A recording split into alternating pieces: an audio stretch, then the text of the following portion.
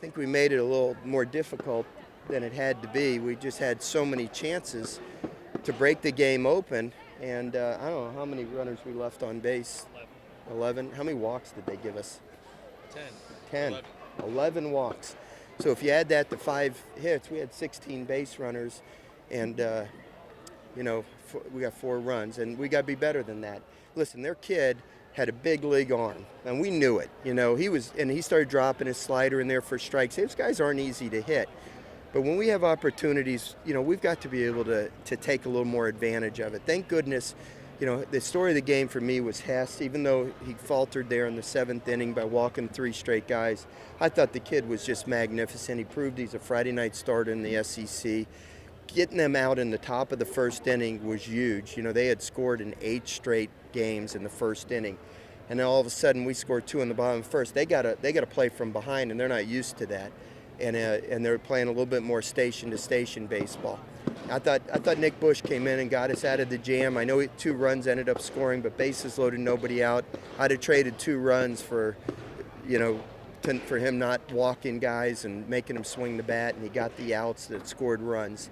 I thought he just did a terrific job. And then, of course, in the 8th inning, and I thought Bain was awesome again in the 9th inning. So all in all, it was a good win. I didn't think we played poorly at all. I think Hal Hughes made a clutch play right there at the end. I just think we need to take advantage of our opportunities and get those runs in when we have a chance. We've got to figure out a way to do that. And we just left too many guys at third base with less than 2 outs. Fortunately for us, Watson stepped up and got a big hit to just give us a little bit of breathing room there in the 9th inning, and that was huge. You guys haven't played a lot of close games. You like how they handled those late game situations? Yeah. It feels like we've played more close games. The final scores maybe haven't been so close, but the games were close throughout the duration until maybe late in the game. So our kids, we've talked enough about it. The SEC, this is SEC baseball. You're going to have 1-run games, 2-run games almost all the time. So you better have the poise and the composure to be able to handle it. And boy, I thought the young kid made a terrific play there at the end of the game against a really speedy runner. Backhanded that ball, got rid of it so quickly, threw a strike to first base. That was awesome. How important was Watson's hit, finally getting something with runners in scoring position to give you guys? A 2-out RBI. Yeah, we did it the hard way because we had a chance to get him in before that. We had a 1st and 2nd situation. I put on a hit and run, and unfortunately one of our runners missed the sign. And we end up hitting into a double play.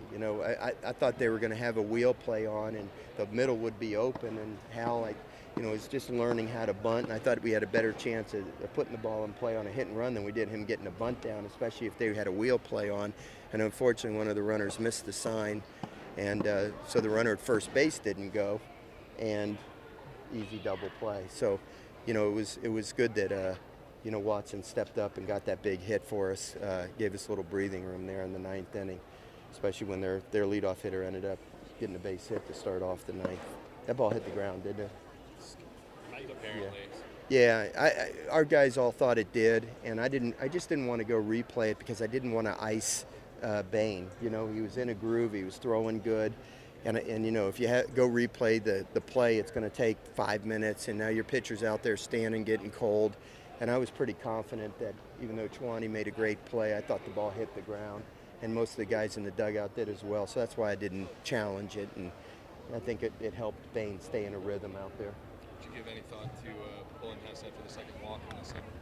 Well, sure, yeah. But AD and I talked about it. We both thought he still had it in him. He was still throwing hard. He wasn't missing by a lot, and I tried one more batter. It didn't work, but. Who knows what would have happened if I'd have brought somebody in that situation. Boy, that was the ultimate second-guess question. Thank you, Luke, for that. Yeah, you're welcome. Was the game plan always try to wait out that kid, Montez, in the early innings? It wasn't necessarily because he walked a lot of batters in his first start, but his last 3 starts he hardly walked anybody.